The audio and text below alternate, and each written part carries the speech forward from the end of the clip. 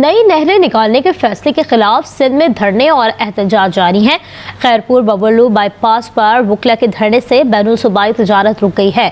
हजारों गाड़ियां national highway पर फंसी हुई हैं। ट्रकों में लदा करोड़ों का सामान खराब होने लगा। तो पूरे पाकिस्तान में इस वक्त प्रोटेस्ट हो रहे हैं और अगर आप देखें तो सिंध में तो इतने भयानक प्रोटेस्ट हो रहे हैं कि कराची पोर्ट ब्लॉक कर दिया गया है। रादर पूरा का पूरा पंजाब, उसको सिंध का एक्सेस बंद कर दिया गया है। पाकिस्तानी आर्मी जो है अब घबराई हुई इतनी है कि हालात कंट्रोल से बाहर हो चुके हैं। बॉर्डर से अपने फॉरवर्ड पोस्ट छोड़ के वापस आने शुरू हो गई है कि भारत की जनता इस बार शांत होने वाली नहीं है, पर इस बार हमें करारा जवाब चाहिए और ऐसा जवाब चाहिए कि इनकी कमर टूट जाए और वो जो पंजाब है पाकिस्तान का वो नेस्तो नाबूद हो जाए कि दोबारा सर उठा के ना दिखे। नवाज शरीफ अपने भाई शहबाज शरीफ को क्यों समझा रहे हैं कि भाई डिप्लोमेसी से काम लो, भारत के सामने टिक नहीं पाओगे। उनके वजीर आजम को बवासीर हो गई है और वो बवासीर को लेके खून निकलते हुए पिछवाड़े के साथ अस्पताल में भर्ती हो गए। राफेल की उनकी पोजीशन ये कि राफेल जहाज वो 24 में से 22 घंटे उड़ा रहे हैं ताकि पाकिस्तान की मिसाइल अटैक करके उनका वो जो एयर बेस है उसको उड़ा के ना रख दे। ना इनके पास ईमान है, कुव्वत ईमानी है लड़ने की, क्योंकि कोई आइडियोलॉजी नहीं है ना जिसके लिए कोई लड़ रहा है, कोई पर्पस इन लाइफ नहीं है जिसके लिए आप लड़ें। ये अमेरिकन तो जाते हैं तो उनके पास एक पर्पस होता है कि हमने डेमोक्रेसी का दिफा करना है, हम इसलिए जा रहे हैं, हम लड़ेंगे अपने देश की सुरक्षा के लिए। नमस्कार दोस्तों, एक तरफ जहां भारत और पाकिस्तान की लड़ाई होने वाली है और भारत एक बड़ा हमला करने वाला है पाकिस्तान पर, वहीं दूसरी तरफ पाकिस्तान में बड़े लेवल पे प्रोटेस्ट हो रहे हैं। जहां पर एक तरफ पीओके के लोग आज़ादी मांग रहे हैं पाकिस्तान से, वहीं दूसरी तरफ सिंध के लोग कह रहे हैं कि जितने भी पंजाब के लोग हैं उन्हें वे सिंध में घुसने नहीं देंगे और सिंध के प्रोटेस्टर्स के द्वारा कराची पोर्ट को ब्लॉक कर दिया गया है।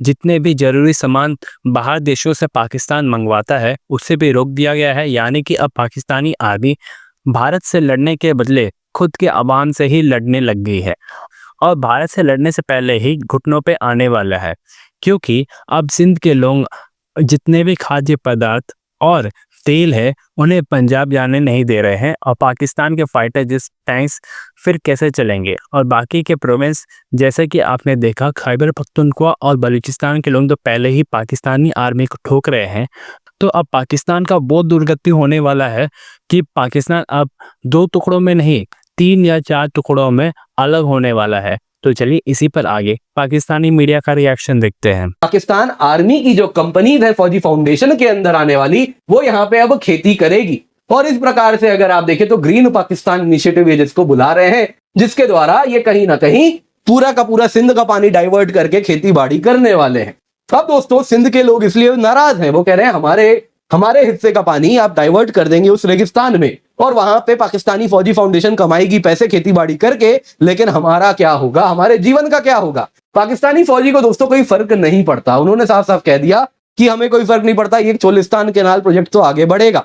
इसके बाद लोग सड़क पे आए, नेशनल हाईवेज जैम कर दिया है। दोस्तों अगर सुकूर की बात करें तो कई हजार ट्रक्स अटके हुए हैं। जो ट्रांसपोर्टर्स हैं, मैन्युफैक्चरर्स हैं, फ्रस्ट्रेटेड हैं, कह रहे कराची पोर्ट ट्रस्ट तक हमारा सामान पहुंच नहीं रहा। कराची पोर्ट ट्रस्ट में जो सामान आ रहा है जहाजों से, वो भी क्या हो रहा है दोस्तों, अटका हुआ है। वो अंदर कहीं जहां उसे एंड जाना है वो पहुंच ही नहीं पा रहा। पोर्ट में कहीं ना कहीं सामान जमता जा रहा है और इस प्रकार से कंजेशन होता जा रहा है। ये डॉन में लिखा है, मतलब जो हो रहा है उससे 2 कदम आगे ही हो रहा है। दोस्तों खैर हमने इसका इलाज तो सोच रखा है, आपको मैं बता देता हूं। हमने क्या किया था, आईएनएस विक्रांत हम कह रहे थे, यहाँ पे कई लोग कह रहे थे, रादर सोशल मीडिया में ही लोग कह रहे थे कि ये जाएगा और यहाँ पे ब्लॉकेड लगाएगा। अब दोस्तों इससे पहले हम ब्लॉकेड लगाते, क्या किया सिंध ने, वहां के लोगों ने स्वयं ब्लॉकेड लगा दिया।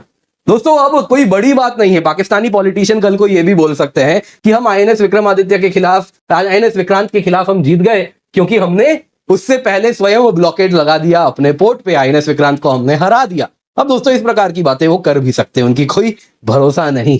खैर दोस्तों यहाँ पे जरा जानते हैं पाकिस्तानी पंजाब की हिपोक्रेसी क्या है, जरा देखिए।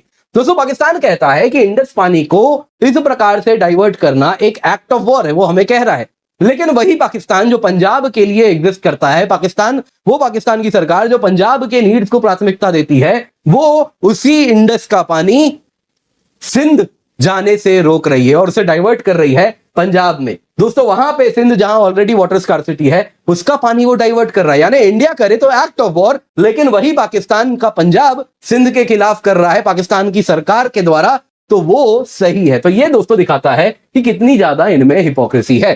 दोस्तों यहां पे सिंध के पॉलिटिशियन क्या करते हैं, ये देख रहे हैं दोस्तों, इसको कह रहा है ये या तो खून बहेगा या तो इस नदी में पानी बहेगा। अब दोस्तों ये जो कहने वाला है ना बिलावल भुट्टो, सवाल उठता है तुम भारत को धमकी देते हो कि सिंध में तुम खून बहाओगे, किसके भरोसे बहाओगे? यहां देखो तुम्हारा आसिम मुनीर क्या कर रहा है।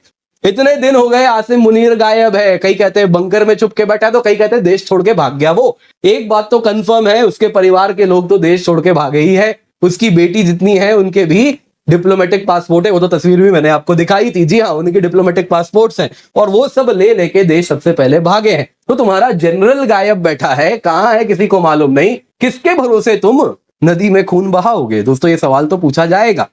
ऐसे ही नहीं, इनको बिल्लो रानी वहां के पॉलिटिशियंस बुलाते हैं, ये बातें कुछ अजीब सी ही करते हैं, तो इनका मजाक बनाना कोई ऐसी बात नहीं है जो नहीं हो, हरकतें वैसी ही हैं। दोस्तों यहाँ पे गिलगित बल्तिस्तान में क्या हुआ, देखिए वहां पे Gilgit Baltistan mines and minerals act आया है, और जैसा आपने वीडियो में देखा वहां पे प्रोटेस्ट इसलिए हो रहा है क्योंकि जो एक्ट है ये पाकिस्तान के सरकार को अथॉरिटी देता है कि वो गिलगित बल्तिस्तान के मिनरल वेल्ट को हड़प ले।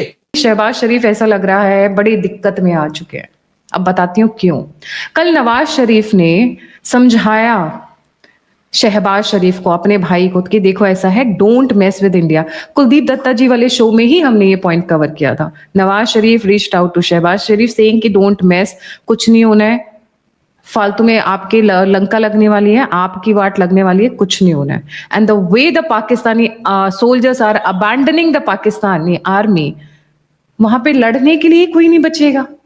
आसिम मुनीर भी बच जाए बड़ी बात है, क्योंकि या तो इन्हें मार दिया जाएगा या इन्हें टांग दिया जाएगा, ये भागने पे मजबूर हो जाएंगे, क्योंकि ड्रग कार्टेल का बिजनेस इतना इंपॉर्टेंट है। वॉच कुलदीप दत्ता जी शोज यस्टरडे आफ्टरनून, छोटा सा है 20-22 मिनट का, बहुत अच्छे से समझाया, क्योंकि मैं सारे पॉइंट्स यहाँ कवर नहीं कर पाऊंगी। तो अब शहबाज शरीफ को आ गई है अकल। आज सुबह चेकअप के नाम पर गए और बोले हाय हाय मेरा बीपी बढ़ गया है, हाय मेरे को कुछ होने वाला है, हाय, और एडमिट हो गए। जब प्राइम मिनिस्टर ही एडमिटेड है इन टाइम्स ऑफ वॉर, तो बाकी क्या बचा? घुटने पे आ चुके हो, बेंडे हो नी।